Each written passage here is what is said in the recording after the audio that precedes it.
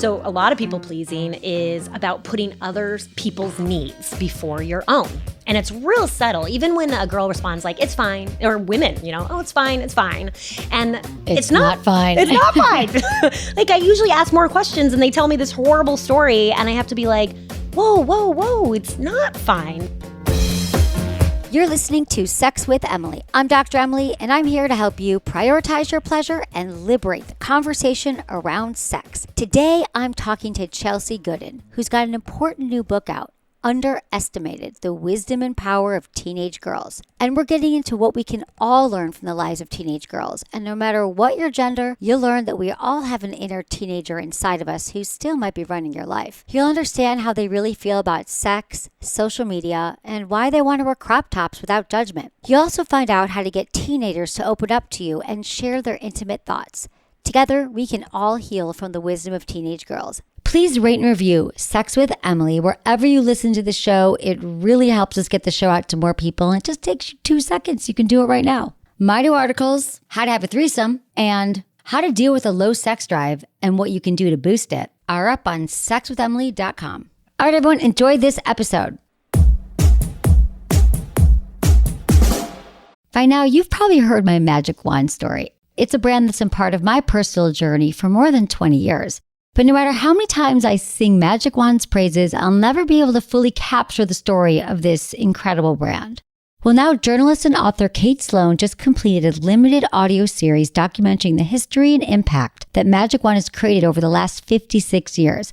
It's called Making Magic, and the series chronicles Magic Wand's incredible brand story through interviews with nearly 40 experts, performers, business owners, educators, and fans. So I got a sneak preview of the series, and what I loved is that Kate weaves together snippets from all their interviews into this amazing story arc. She covers Magic Wand's journey from appliance store massager to its legendary influence on culture and sexual independence, and it's all just fascinating. The first episodes of Making Magic are available now at makingmagicseries.com or on all popular podcast platforms. Just search for Making Magic or visit makingmagicseries.com today.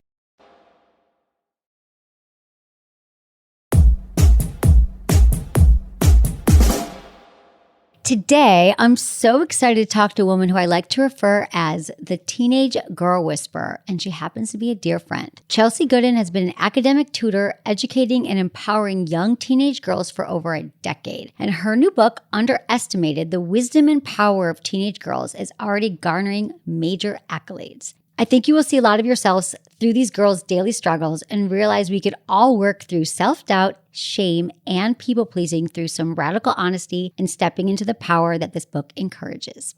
Welcome, Chelsey. Thank you. I couldn't be happier to be here. I'm so glad you're here. So I went around in anticipation of our interview and I thought, what? Because I really want everyone to read this book who has a teenage girl in their life. What I've always heard is that they just struggle. They're like, I can't get my daughter to talk to me. My niece won't open up. We're talking with my neighbor. There's all these tropes about teenage girls. And I said, but if you could, what do you want to know? They all said they needed to know, how do I get the teenage girls in my life to talk to me about things without shutting down? How do I get them to share more information? How do they have breakthrough conversations?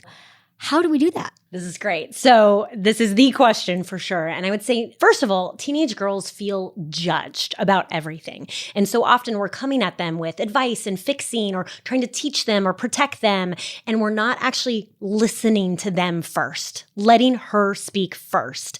And when she feels heard and respected in this way, this is when she starts opening up, when she doesn't feel judged. I have some really practical tips, in the book that is as simple as phrasing everything as a question. So by doing this creates a feeling of respect that you actually care to understand where she's coming from and invite her input. So it could be questions like, what are your thoughts on that? What do you think the solution is? How does that make you feel? What do you think about that? And those are the types of questions said with a non-judgmental, genuinely curious tone. That is such a critical part of this. And also with no secret agenda behind the words. And then when she does share her thoughts, this is key. And this is often a progression. This is not a 0 to 10 situation. But when she does share her thoughts, even if it's a small thought at first, you affirm with specifics. You say, that was so smart. Oh, you know what? I hadn't thought of it like that. I really respect what your thoughts are on that.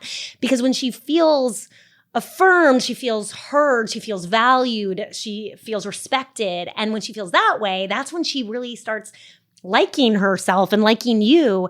And in general, a teenage girl is going to like you and open up to you and connect with you if she likes the way that she sees herself through your eyes.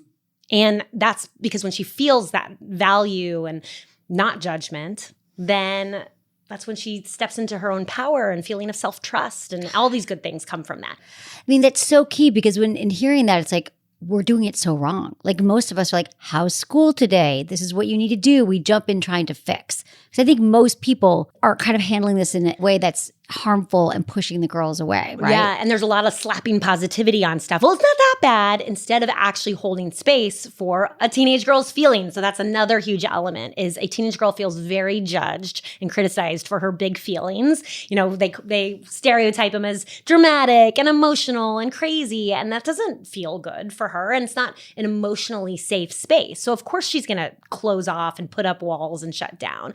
And instead, we could create space to just listen again and be like, yeah, that sucks. Yeah, that I totally understand why you feel that way. And then when she's hears like, oh, okay.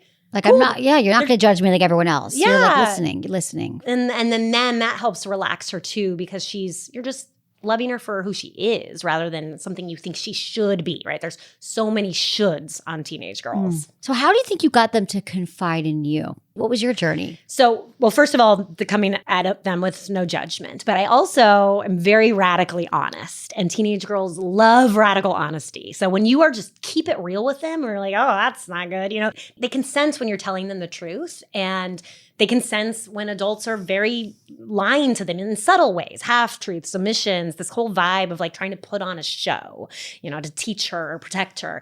And they actually want to keep it super real. And when somebody's real with them, that's another way to really connect and open up too. So different than what parents are set out to do. They're like, I have to make all the decisions for them. I have to protect them. I have to keep them safe. It's so like the antithesis really of what parenting is. I think if I lean in and I accept her and I ask questions, then I'm not going to do my job. But through your book, you really do show these examples where you make it seem so simple. Yeah, and a teenager is a different era of life where they need some agency. And by giving a girl choice, where I say, what do you think the solution is? Then she actually has to check in with herself and think like, wait, what do I think the solution is? And that's building her own sense of self-trust. And then when she has agency and she does make a good choice that affirms like, oh, I'm going to be capable of handling things and figuring things out in life. And that's what we actually want for our kids. Such an incredible skill set to be able to learn to handle it on your own and allowing your kids to make decisions and just, you know, that you're there for them, but allow them to have that. Yeah, and feel we empowered. put so much fear on girls. Like we're so scared all the time of something going wrong or them doing something wrong. So instead they absorb that fear, which completely prevents that self-trust of checking in with themselves and being like, wait, no, I can come up with a solution for this. So is this anxiety and fear, you know, all the headlines that we see are like, girls are struggling. They're having mental health issues. There's so many challenges. We see these headlines every day. Is this really as big of a problem? What do we do to shift this? Yeah, I mean, the main thing I see, you know, a lot of people talk about social media, and we can talk about that for sure, but I actually see a much larger narrative of pressure put on them to be perfect and to be likable at all times. And it's, again, how they should act, what they should look like. It's all these shoulds that create the anxiety because people are imperfect, right? No one's perfect. And so we're asking them to be perfect, which is impossible. So of course that would put anyone in a state of anxiety. What would you share then how we get them to thrive right now? So I love creating room for mistakes and flaws and these things that, you know, seem so scary, but I love to reframe them as that's the growth area. You know, when they do something wrong, it's not the end of the world. They don't need to absorb it into their entire core identity. And I see that with boys. When boys make mistakes, it's no big deal. Like, whatever. We have to talk about boys too, right? So boys are like, we let them fall down. We let them make all the mistakes. Yeah, they're messy. Meanwhile, when a girl makes a mistake, she completely absorbs it into her identity, like she's done something terrible. And then we carry this, and I couldn't help but in reading your book, something that we all realized, the origin story, right? It was all happening when we were younger. And now as adults, a lot of us struggle with a lot of the same things. Perfectionism is a great one. It's a big one. Yeah. The perfection and people pleasing, I would say, are two huge wounds that happen in your teenage years that women for sure carry into adulthood. I would like to say I'm a recovering people pleaser, but what are some of the ways that you work with them on people pleasing and how does it show up? So a lot of people pleasing is about putting other people's needs before your own. And it's real subtle. Even when a girl responds like, it's fine, or women, oh, it's fine, it's fine. And it's not fine. It's not fine. Like I usually ask more questions and they tell me this horrible story and I have to be like, whoa, it's not fine. That's not okay. And just the fact that she would even try to put up that front is her just trying to tell me like, it's cool, I got it handled. Like, don't worry about me, because she's trying to be perfect and likable. And when I say it's not fine and I say, hey, we can hold some space for you just feeling awful about this for a second, because that sucks. Then she gets a moment first to process and then also just check in. And I say, what can I do to support you right now? What do you need right now? And lots of times that's a very foreign thing for them to hear. No one's ever asked them, right? Right. So when I say, how can I support you right now? A girl, when you first start this, they might be like, oh, I don't know. And I'm like, okay, then let's sit with it for a sec. I trust that you're going to figure it out. Like, check in with yourself. What is it that you need right now? What do they say? That's a practice too for them, right? To really be in touch with what they need. So do you help them? It's not something that's happening in their life at all because they're putting other people's needs before their own. Which is what all women do, right? We all do that. Now, what about we put everyone in front of us because we want to be liked, we want to be loved, we want people to accept us. And then we have all these pressure from our parents or whoever. Yeah, it's tied into the perfectionism and the people-pleasing. But I just couldn't help but draw these parallels into something that we all talk about even in our adult lives I was surprised to hear that teenage girls think that making themselves happy is selfish. And it's so relatable because, again, I don't think that changes that much as we get older, too. I'm still this productivity culture. We have to always be doing stuff, getting shit done. Putting ourselves first feels selfish. I guess my vision, not that my childhood wasn't like that, but I feel like, I guess I put it on other girls, if they're happy, like they feel good doing things for themselves and putting themselves first. But no, I say in the book, when I asked one girl to name the adjective for women and she said selfless, when she's like, well, I don't know if that's a good thing though. And I was like, yeah, you're right. It's not. And this idea of martyrdom, female martyrdom for so long, whether it shows up in motherhood or shows up in the workplace where they're always taking on more work in the workplace. And this idea that women are cocky or have a big ego also it parallels this idea of them being selfish. And teenage girls told me over and over and over again how much they feel society, parents, every adult is just like, well, don't get an ego, don't get cocky. Like, that's not an issue. Women's egos is not like a big issue in the world. If anything, our issue is that we're not taking up space. We're not owning our power. We're not owning our voice. And we're always trying to kind of minimize and make sure everyone around us is doing okay. What do they bring up to you about their sexuality and their sex lives? How do you get them to talk about that? Yeah. So, I have a whole sexuality chapter, which has a little bit of a story arc to it, if you will, because, I start in the realm of sexual violence because it is something that really affects their life because they, right from dress codes, right? It's a huge narrative in their life that they need to be responsible for a boy's inclinations, that it's on their shoulders and they are going to be blamed. And girls tell me that over and over. And then also just the gender double standard of it all, that boys are very much permission to seek pleasure and, the media tells them that's a cool thing to do. And that is not something girls are permissioned at all. And they're annoyed by it. They don't know how to explore their sexuality in a safe way because they can't do anything right. Either they're posting too sexy of a selfie on social media or they're just completely repressed and can't even talk about anything because it's so scary because everyone's pushing so much fear on them. And those are the two, there's so many extremes and there's not any just loving, non-judgmental space to let a girl explore. Because it is so scary out there now too. You talk about in the book too about the young girl's photo and the mom comes in like, what's this photo on Instagram? You're so sexy. Like, take it down. It's too sexy. And then there's that whole argument. Like, and I've also have friends who have daughters like, what do I do with my daughter's going out in this crop top and she's wearing this short skirt? Like, how do you not shame them, but also like let them know that the world isn't always safe? Yeah, I include them into the conversation with questions. And I say, hey, why do you want to wear this? Like, how does it make you feel? What part of yourself are you exploring right now? Because when I actually approach it seeking to understand her first and what she's trying to express, then she feels understood. There's a conversation. She feels respected. And the girls are mature enough to have those types of conversations. And that's when sometimes either I shift my point of view about it or she does, but at least we're starting from a tone of curiosity rather than shame and judgment. What the girls kind of wish too is that we were doing this high level type of stuff for the boys, right? That, like, sexual violence is actually a male violence issue. If women and girls could have stopped gender-based violence, we would have done it by now, right? It's actually men who we need to look at. So what do we do for the men? Yeah, and I will say too, I mean, there's only 11 states that teach in their sex education curriculum consent. 11 states only teach consent. So, of course, that explains a lot why boys are also very confused and maybe don't know how to handle this that well. So what if we looked at educating boys on what is healthy manhood, what is respecting a girl, and also him owning and taking responsibility for his own, inclinations as well.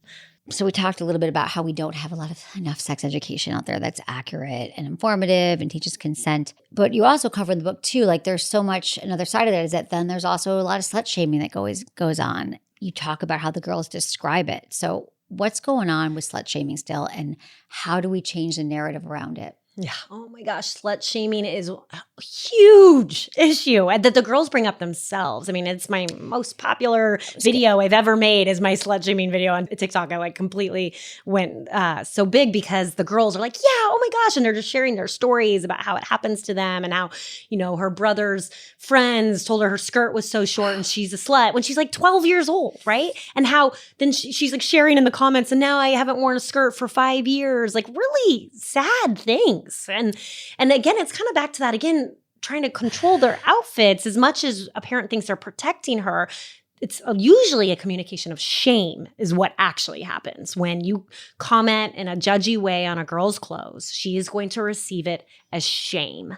And it's surprising how easily people throw around the words of like, well, you look like a tramp, you look like a slut, like as if it's no big deal. And a girl is like, what? And the truth is, I would love for them to feel sexually empowered in a way, but there's no word for a sexually empowered teenage girl. That word doesn't exist, right? So we just have slut. That's the only word that's around. Women have tried to reclaim that word. There's been so many things that we've tried to deal with this, but for a teenage girl hearing it, it's like a laceration that sticks with her. It's true. It just kind of builds on the whole notion that like what we would need to do is say like explain to boys too, right? So what it actually means and what sexuality means and like what when they make those comments, how it makes a girl feel, and then telling the girls like, because how do you talk about the outfits? Like that's the one thing. It's like we're trying to protect them, but yet in protecting them, we're shaming them. So, well, yeah. And I would say instead of thinking you have the duty to protect them, you help her understand how to protect herself. And so that's why I always say with the questions, like, well, why do you want to wear that? How does it make you feel? Like, so she can gain understanding. But if I say it makes you feel sexy, it makes you feel hot. Then wait, by the way, what's wrong with that, right? Like a girl feeling sexy and having a little bit of space to explore that identity and personality, right? And if you are so worried about protecting her, go focus on boys. I personally am on the board of a nonprofit called A Call to Men that's all about healthy manhood and teaching boys and men what healthy masculinity is. That when girls started telling me their sexual assault stories, their slut shaming stories, that's what I went and did. I didn't say, oh, well, you better change your outfit, because I got to protect you. Yeah. Instead, I went to the source of the issue of what did the boys have to say? Well, I got to say too, Gen Z is exciting. There are changes with Gen Z. Yeah. The boys are totally having more space for sensitivity. And I had a boy one time I was working with who had this t-shirt on, and it was via Zoom that I was tutoring him, and the t-shirt said the future is female, but I hadn't noticed it yet. And he was like, Chelsey, you didn't see my shirt. And I was like, oh, and he just was so wanted to share with me that he was a feminist now. And I was just like, I love you, Gen Z. I love you so much. The boys are evolving. There's frustrations with it. We could expand on that forever. But yes, teaching a boy not to call a girl a slut would sound like a good starting point for me rather than, hey, let me protect you by shaming you on your clothes. Right. But I guess we understand why parents do it or why people do that is because they're not safe because of this rape statistics and sexual assault and all the things. So it's like really well, hard I as a find that parent. when girls actually know this, so I do a lot of this actually. I teach girls the actual statistics around sexual violence. I help them feel educated about the situation rather than fear. And so when I teach girls about the actual statistics, 1 in 5 on a college campus, they don't fall apart and are like, oh my God, this is gonna happen to me. No, they're empowered. They're like, I have girls starting programs on their college campuses to create change because they're like, wait, this is an issue. I can be a part of the solution rather than you just need to be scared all the time. Yeah. No, I love that. And I love the change with parents too. You talk about how parents need to support their girls. And this is so much fear. I didn't realize how much fear the girls were holding on to about that it was so prevalent and felt like they weren't being supported from their parents or from their— Oh yeah, it's always like a debate that they almost have to prove. For some reason, parents will be like, oh, well, you got to deal with it though. It's like, buck up. This is just the way it is. And the girls are like, wait, but there's a quote in the book where the girl's like, go deal with your boys. Like, stop putting this on my shoulders. I can't solve this by myself. They want to feel like you are on her team. But when they say like, buck up, deal with it, you're on the boys' team of just letting them continue on like this. The girl, and again, in that same quote, she's like, I feel like there's so much education of teaching girls how not to get raped, but there's no education on teaching boys like not to rape in the first place. There really isn't, is there? What about with your call to men? Is there anything that you— Oh yeah, they're doing incredible work on engaging men and boys. They do it at in professional sports leagues, or they do it in middle schools with their curriculum. They're engaging boys and men in the best way. What do you think that the boys need to know right now? If you could talk to teenage boys right now, what would you think are the top things that we would need to know? For me, my experience with boys has been, again, back to just naming a feeling. Okay. Boys are allowed to feel one. Well, it's different though. Boys are allowed to feel one feeling, anger. And anger is taking the place of things like sadness and hurt. It's that whole like, they can't cry. There's such a toxic masculinity box that they feel like they need to fit in. And I don't think masculinity is actually toxic. Like, there's a healthy masculinity that exists, but the constructs of it and society are so restricting for boys. So when I give them permission, oftentimes will be like, hey, well, how do you feel right now? And they look at me like that is the first time anyone has ever asked them that. And then they have no vocabulary around it. They're just like, bad. And I'm like, okay, let's get out the feelings wheel, right? And when they get a little more specific and they develop a feelings vocabulary and that permission them to actually voice their emotions, that's going to change the world. Truly. What about girls and their anatomy? What do they know? Well, so I love teaching girls that their bodies actually, that part of their body is actually a vulva and not a vagina. Or vagina is a specific part of it. And that blows their mind up. They have no idea that the word vulva even exists, right? And it's so empowering for them. I have a girl that just messaged me like a month ago. It was like, I'm teaching all my friends on my college campus, the difference between vulva and vagina, and we're all saying it right now. And just them, again, knowing their own anatomy helps them feel connected to it and empowered with it. That's all of this is about helping women to feel more connected to their bodies, because from such a young age, as we're seeing it, like they're just disconnected, shamed, right? Putting other people's needs before their own. Yeah. Trying to fit in the normal box. Yeah. And all of this is keeping them from having the sex life and the relationships that they deserve. Yeah, exactly. So how would you say that people pleasing and perfectionism ties into sexuality for the girls? And for all of us. Perfectionism is that kind of almost like performative of I'm going to look like this and be pretty or sexy this way, and then they'll like me because that's the perfect look that, is desired. And then on the people-pleasing front, again, it's that performative, like putting someone else's needs of like, how can I make them happy? And there's not any focus on like, what is my pleasure? What would light me up? And it doesn't even have to be sexual pleasure. It could be anything that lights them up. We just don't talk to them about pleasure at all. Yeah. Oh gosh, that word. Oh my gosh. And the work that I have done, words like STD and rape and pregnancy, those are scary words. But I will tell you that clitoris, orgasm, and pleasure have been way scarier words for people. For these girls. So what do they know about sexuality right now? What do you find that they do? Well, and it's not scary for the girls. I mean, like for parents, those are scary words. Oh yeah, I know. That's the problem with parents. So parents come to you and say like, what do I do? Or how do I talk to them about it? What happens? Sure. I mean, I'm usually more in the trenches with the girls. But yes, there have definitely been parents. When I try to educate on these kind of things like clitoris or orgasm, I come at it first from just knowing your own anatomy, right? Like teaching a girl like their anatomy of a clitoris, like that's actually can be a very factual academic arena that is incredibly empowering because they don't know when a girl knows her own anatomy, she feels way more confident in her own body. She's going to be like, oh, wait, that's like a place of pleasure if I understand it better. And instead, we all just kind of hide and repress and don't even use that word because it's this quote unquote scary word. And why? Why is it so scary for girls? I know. And for the parents, that's the thing, is that the parents really struggle, and it's so important. And that's sort of a theme of everything here, is that so much of our own struggles we're putting on our kids, we're afraid to talk about it, right? So we have so much that comes up for us. Like, I can't talk to my kids about sex because I'm still struggling with my own shame and my own trauma. Exactly. And so when parents come to me, like you said, actually, when the parents ask me, when they're so uncomfortable, the first thing I say to them, I'm like, well, why are you uncomfortable to talk about these things? Go figure that out first. Go figure out why you're uncomfortable and then deal with those triggers you have, because then you'll be able to come to the girl with that open-hearted, genuinely curious, non-judgmental energy that she'll respond to. Shame is a huge theme too, right? I'm just thinking about parents don't talk about it because they have their own shame. I mean, it really does permeate everything we do. I always think that shame is one of the biggest killers of our sex drive, our sex lives. How have you worked with them around? It all seems to tie into shame right now. So shame, I found, I have a whole chapter entitled Shame.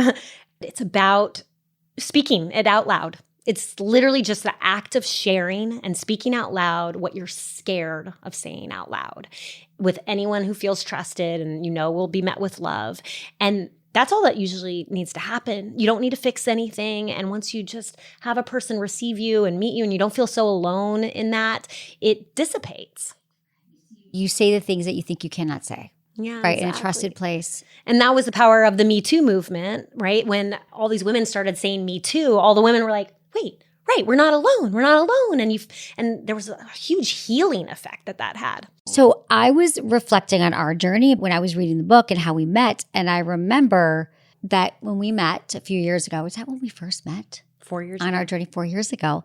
On our journey, we both were going through a lot. But I was thinking about your journey with what was going on with you and how that ties into with your painful sex, which you mentioned in the book, and how that ties into so many different things like people pleasing, not speaking up, thinking that it was okay, or overriding your feelings. Or you want to talk about that journey too, and how it could relate? What you're talking about is that I had pain with sex for a very long time, like decades. And I had just no one had kind of said, hey, no, that's not okay. Instead there's a real narrative of just like, yeah, it hurts sometimes. Like, yeah, I mean, I would see a doctor and they'd be like, oh, if you just had a glass of wine and relax a bit. Those are the types of things I would hear. And there was very little medical research about sexual pain and so on to support women on this journey. And of course, I was a person that was like trying to really explore and figure it out.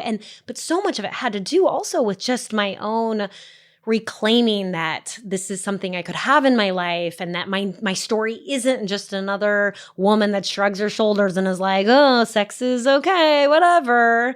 And that's an empowerment story in and of itself. Mm-hmm. Yeah. And then the journey that it took you like 10 years of going after it and being dismissed. Yeah. I mean, and I'm pain-free now. So that's exciting. Yeah, that is exciting, Chelsey. I mean, I think that story is so relatable too, because so many of us do struggle with it, and women don't find the answers. Or I think it's just another way that women accept, I'm not going to have orgasms. I'm not going to have pleasure. I'll just suffer through painful sex. I guess I'll have like painful periods, painful childbirth, and painful sex, right? So, just another way that women give up their power and their right to pleasure. Exactly. And so it's such a great example of how you were like, no, I'm going to keep going. I'm going to talk to everyone I can to get to the bottom of this. We'll be right back with more Chelsey Goodan after this message from our sponsor. Don't go away.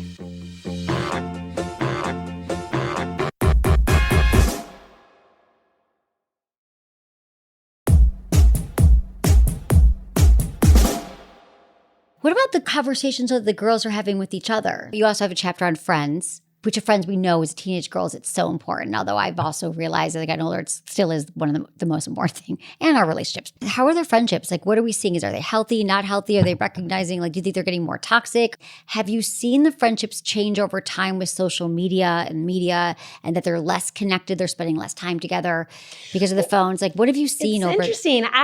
I have seen actually a beautiful narrative change, which is, back in the day, there was a real one seat at the table for the woman at the boardroom table of the job. And we were all competing for it. And so it was very women against women culture for a long time.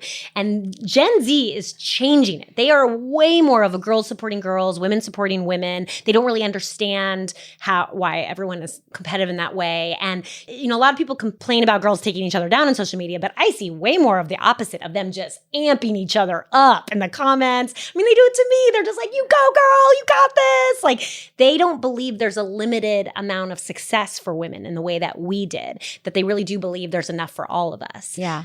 I love that change. I've seen that too. It's really helpful because I still think that's an old trope. Sometimes I think it's more men. So I've always been very avoidant of any toxic friendships. I feel like it's so important to me to feel safe in friendships. And I think that our friendship, a lot of our friends are like that. But this whole notion, I feel like I hear from men more often. They're like, oh, well, women always want to take each other down. But I personally haven't experienced that as much. Maybe I avoid it. But what you're saying is, I know it's out there, but you're seeing this shift in all these years. That you 100%. Feel like they're not as jealous. It's not as petty. It's not as gossip and toxic. Well, there's still exists, of yeah, course. there's still bullying moments. Oh, but this is another shift. Is this generation's so good with mental health and psychology? They're really into those topics. And so when there is a mean girl situation, I will often ask the girl, well, what do you think that bully, what do you think her home life is like? What are her parents like? And she'll often know, and she'll be like, oh, well, her mom criticizes her a lot. I know her dad's never around. And I'm like, wow, does that sound hard? Like, how do you think she handles that? And do you think she might be in pain about that? And then the girl's like, oh my gosh, you're right. Yeah, like that sounds really hard. I feel bad for her. Like they come at it with compassion. They really understand things much more compassionately through a psychology lens. And I love that too about this generation. That's so exciting. It is. They are more into the psychology. It's true. I love that it's much more available right now. Say what you want about social media, but if they're on TikTok watching about mental health, I love it. I know they have learned honestly so much from a psychology-oriented infographic on social media. I have girls talking to me about their different trauma responses. I mean, I didn't know about that stuff when I was 16. I've had a girl talk to me about her mother wound. Again, I have women friends in their 40s who are just learning about their mother wound. Like, this is exciting. It's exciting. That's a parallel that I'm seeing. Reading all of us, I'm like, this is what we need to, like, we are still our teenage girls. Like, a lot of us carry around our inner child and the stuff that we haven't healed. So it really makes you think, like, if we are still adult women and we are challenged by this stuff, we all have a lot of work to do, but we can reflect that back and even being honest. Like, I love in your book too, you also mentioned the girls like, I've struggled with this too, and this is where I'm at. So I think that's why they also, really trust you. I feel like my inner teenage girl did like a lot of growing up through this process too and reading the book. So it was really, really helpful. Yeah, I hope. What about you? Like, what have you learned in these last years? How was your inner teenage girl certainly grown? It's exactly what you're saying. Like the journey of writing this has been healing my own inner teenager, and I hope to give that to everyone. You don't have to have a teenage girl in your life to feel that from this book. And I've been giving these girls something that I didn't have at their age, and it's this beautiful healing process that has happened. And to bring back your question about kind of men putting that narrative of like, oh, women tearing each other apart, we can also make a choice collectively. Like, I'm also trying to give energy to this narrative of girls and women supporting each other, because the more we sit around complaining about women tearing each other apart, that's what's going to continue. That cycle is going to continue. And a lot of what I'm trying to do with this book is break cycles, break patterns that we have had in the narrative of women. And now it's changing. We can change it with this new, beautiful, wonderful group of girls. Oh my God. So how do you work with women, also these young girls, on breaking some of the patterns? So we've talked about some of the people pleasing. And the other thing that came up, so many girls say, I'm sorry all the time. I remember I had a year where I was trying to, like with my team, it was a few years ago, I was like, I'm not going to say I'm sorry. And if I say, and then I'd go, sorry, not sorry. Like in public with people in full on meetings, I'd be on and I was like, sorry, not sorry. What is that tied into? And how do we stop that? It's so harmful. And you never hear guys saying that. I mean, I'll do actually very practical types of tips where we have accountability with each other, because I was doing it too. And then I would do accountability with a girl where I'd be like, okay, if you say it or if I say it, let's just gently be like, hey, you don't have to apologize for this. You don't have to say sorry, and just bring it into your awareness. Literally, the first step is just an awareness. I've also had girls even have a tally on their phone where they make a tally every time they say it. And then they come back to me a week later completely and utterly horrified. They're just like, wait, I had no idea I was saying it like 100 times a day, because you say it really automatically and don't have awareness around it. So lots of times just breaking a pattern is first just the awareness and the intention to do it. And a lot of it is, there's a liberation that happens when we start breaking out of these patterns and connecting to our authentic self. Like, what do I actually authentically think right now or feel right now? And instead of just working on autopilot. Yeah, I guess that's all tied to the shame too, right? The sorry that I'm doing something wrong and that I'm not perfect. So tying to our emotions. I love that you have the feelings wheel in your book. I have feelings wheel all over my house. Do you feel like a lot of what you do is you're trying to get them just to feel, right? Because all this stuff, the people pleasing and the power struggles and the perfectionism is like a way of also keeping us from really feeling, right? Feeling our true 100%. And also feeling quote unquote negative feelings or displeasing or hard feelings. That's where girls don't feel like there's space for that and that it's bad if they do. So if they feel frustrated or angry or disappointed, which are normal, totally normal human emotions, but we don't give any space for girls to have that. It's so uncomfortable. And certainly for a parent watching a girl have feelings like that, you don't want to see your daughter in pain. So you want to be quick to come in and solve it for them. But actually, there's something really valuable about sitting with her feeling, naming it, because then that's how it processes and releases. There's so much to release. It's so much learning about feelings. Like, right, it takes 90 seconds to experience emotion. So if you feel like a feeling, so if you think it's just like all the stuff that's trapped in our body that we were never, like, I just remember, like, you read your book, I had so many like flashbacks. Like when I was a kid, I was like, my mom's always like, she still says this, which is harmful. Now I'm realizing, but like when you were 15, you were the worst. Like she still talks about like, oh, you at 15, being your mom at 15. And I just realized that it's just so unfair. I was like slamming doors and angry. And then I thought like I was such a bad person and all that. There was no room to feel. There was no room to, but I guess like your hope with this book, like what is your hope that, we're going to get out there? How do we get this out to people? Yeah. I mean, a lot of it is the only thing in your control is yourself. And that's where the change begins, is when you start making different choices for yourself. And then that will have a healing effect onto the teenage girls in your life, without a doubt. Why it's so heady and so challenging is because so many of us haven't done our own work, right, on ourselves. So then you've got, I find this with the sex conversation, which that's the main question I get from parents is like, what do I do? How do I talk to them about it? But then going back to what we said earlier, they haven't yet healed themselves. And so you're like one person doing this work, but it's almost like, and we've talked about this, like there needs to be some kind of like global healing for like parents, children, everyone together to learn, because we never had the training, right? I know. And I have total compassion. A parent will have triggers trying to come to her daughter to talk about sex when she's all triggered and figuring it out herself. Yeah, we need a huge collective healing around this. And I genuinely believe like helping to heal this brokenness that we have around these conversations will help liberate women in general. When we can step into this all types of power, including sexual power, in a healthy way that feels really founded in authenticity, that's when it's going to be really exciting for women. We're doing it. This is the start. So, yes. So what would you say that you learned the most about your own self, like your own sexuality, like any reflections in the girls that you've seen in yourself and your own struggles? Yeah, I think I just didn't, there was so much I didn't know. I didn't have a sex education, right? And so I'm really passionate about just basic sex education, which we know is just abysmal in the United States, and just trying to give them access to just even basics. But I would love, obviously, next level, pleasure-focused education on how does a girl actually even pursue or begin to understand what she might like or who she is in this space, so who her identity is in this space. We're still struggling with that, right? Still not a lot of information. Curiosity, listening, compassion, slowing down. God, we could all use this in our personal relationships too, right? Not just with young girls. These are like the skills that we all need to learn. What are you hearing from them most? Like if you had to say like these are the biggest challenges that they're having right now with their sex lives and their sexuality, are there themes that you're like, every girl's asked me that? And also how has it changed? So what are the main things coming up? It's funny. The girls are much more evolved, but they feel like they're still playing into the performative male gaze of it all. But by the way, also girls these days identify on the LGBTQ spectrum in a way bigger way than ever before in history, which has been really actually a cool shift because now they're stepping into a territory that doesn't have societal definitions and boundaries. And so there has been this much bigger exploration of pansexual, bisexual, queer, and that feels liberating to them to not be put in some box, not the old story of I got to perform and be sexy for this boy. So they feel that pressure and they're kind of trying to fight it. They still get sucked into it, but there's also this really cool expansion that I see happening right now that I'm trying to affirm for them as well. So about this expansion, it's like there's a lot of pushback too from parents who just don't understand it. And they go, well, you shouldn't be talking to my daughter at 8 years old about her gender identity. She doesn't have those feelings yet. She doesn't know yet. And so there's a lot of pushback. I'm with you on I love that giving them options and not putting them into a box. Like if you're a girl, you have to like a boy.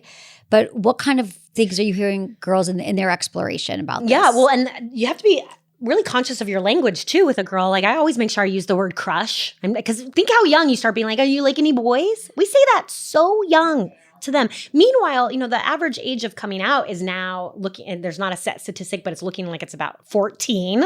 We came from a generation where it was so much older. And so we're experiencing something that's quite different and profound. If kids come out earlier, what does that look like? How's their life look different? It's funny how we'll tell a little girl, like, who's your boyfriend at school? Who do you, and we have no problem doing that. But then when a girl comes out at 14, everyone's like, oh, whoa. I mean, does she know her sexuality well enough? I don't know if she knows yet, and it's like, oh, wait, no, that's actually puberty when she actually is experiencing these types of feelings. And why does she need the judgment? Who cares? Like, let her just figure it out. That's what they want. They want it to not be some crazy big deal and a whole thing about it. They just want to have the ease and space to explore. But then as a result of that, we are judging when we hear this. Immediately, it's judging. And that's why we're so negative. We're so hard on ourselves because of all the judgments from society that aren't accepting them, right? Exactly. Aren't accepting every choice that they make. Yeah. And the last chapter of the book is power, right? And so many of these things we're talking about are disempowering women. Starting so young, teenage girls, and what does the world look like where actually women are stepping into their full authentic power? I mean, that's an exciting vision. I love when you ask about this too, about what would it look like with a more feminine type leadership? Yes, exactly. So I had asked the teenage girls, what do you think the world would look like if the majority of the leaders in the world were women?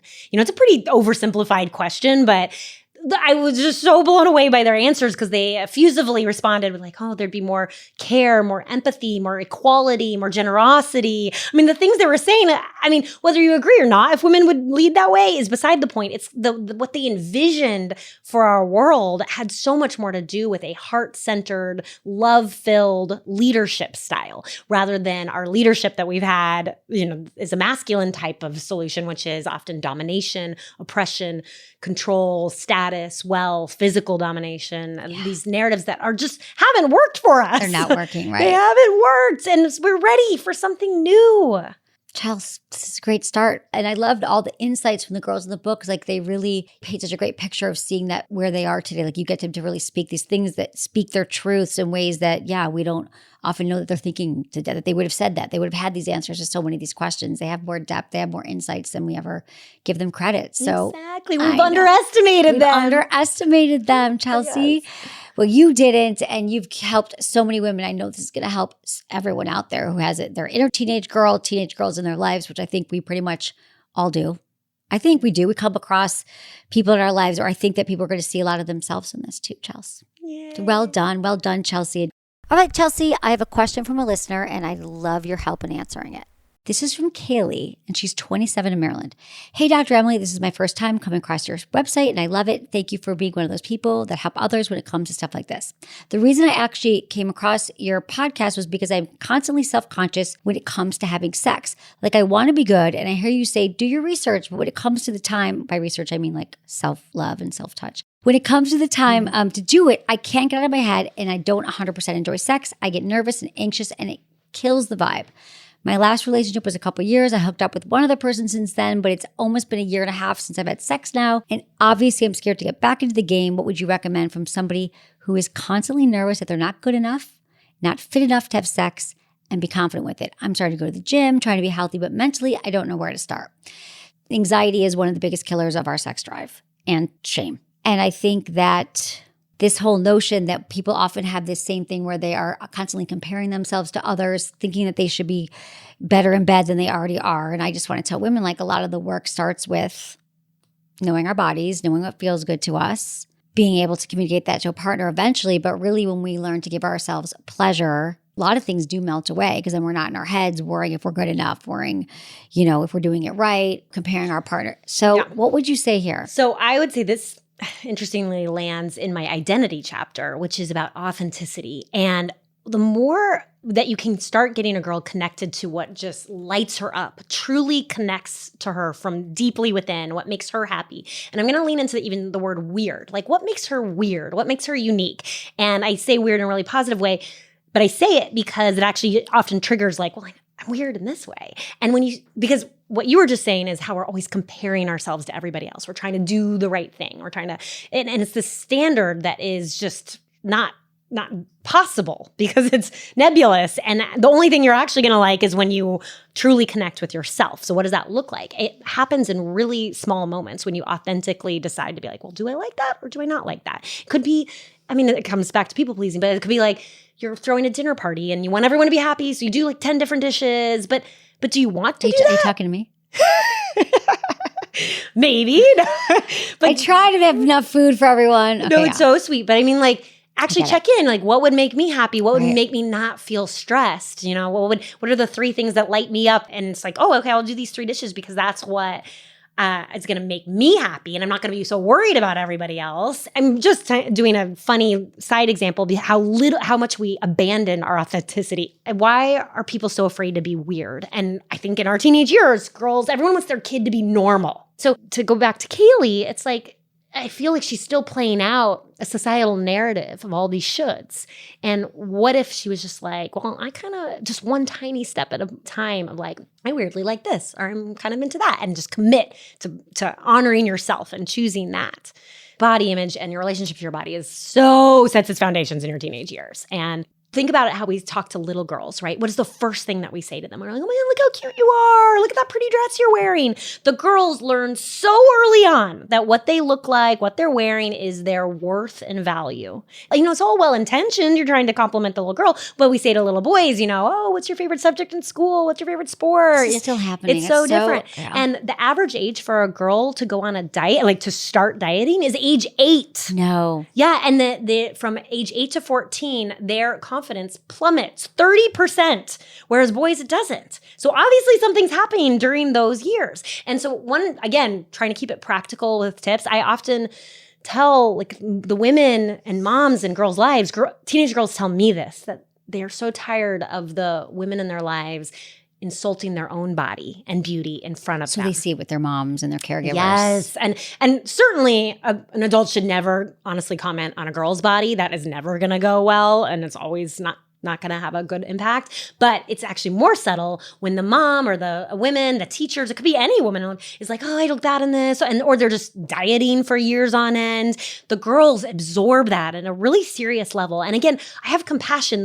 These women we're all just victims of the same system. I know the moms have no intended harm on their daughter, but the amount of teenage girls that have told me that they feel like their relationship to their body would have been different if they hadn't been seeing this woman that is modeled in front of them, constantly complaining about her looks and body in front of them. Oh my God. It's so insightful for parents to take a step back. Like, it's almost like all the things that parents are focusing on, they don't want to look at themselves really, or it's hard to look at yourselves, especially if there's been a pattern. You've always been and your mom criticized her and her mom was on diet. Like, how do you got to break the cycle, which is what you're trying to do here. I'm going to ask you the 5 questions that we ask all of our guests. Quickie questions. Ready? Yes. What's your biggest turn on? The brain. Biggest turn off? Complaining. What makes good sex? Creativity and inspiration. Something you would tell your younger self about sex and relationships? That it's going to evolve, that you don't have to have it all figured out. What's the number one thing you wish everyone knew about sex? That your relationship to it is also connected to your power center. Okay, Chelsey, where can everyone find your book and find you and follow you and all your incredible work? Well, I think following me on Instagram is probably the easiest way to track everything going on, which is just at Chelsey Goodan.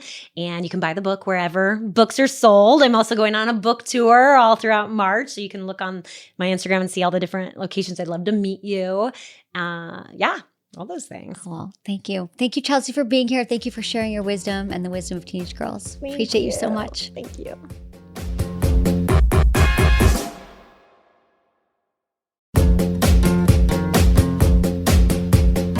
That's it for today's episode. See you on Friday. Thanks for listening to Sex with Emily. Be sure to like, subscribe, and give us a review wherever you listen to the podcast, and share this with a friend or partner. You can find me on YouTube, Instagram, Facebook, and Twitter at Sex with Emily. Oh, I've been told I give really good email, so sign up at sexwithemily.com. And while you're there, check out my free guides and articles for more ways to prioritize your pleasure. If you'd like to ask me about your sex life, dating, or relationships, call my hotline, 559-TALK-SEX. That's 559-825-5739. Or go to sexwithemily.com/askemily. Was it good for you? Email me, feedback@sexwithemily.com.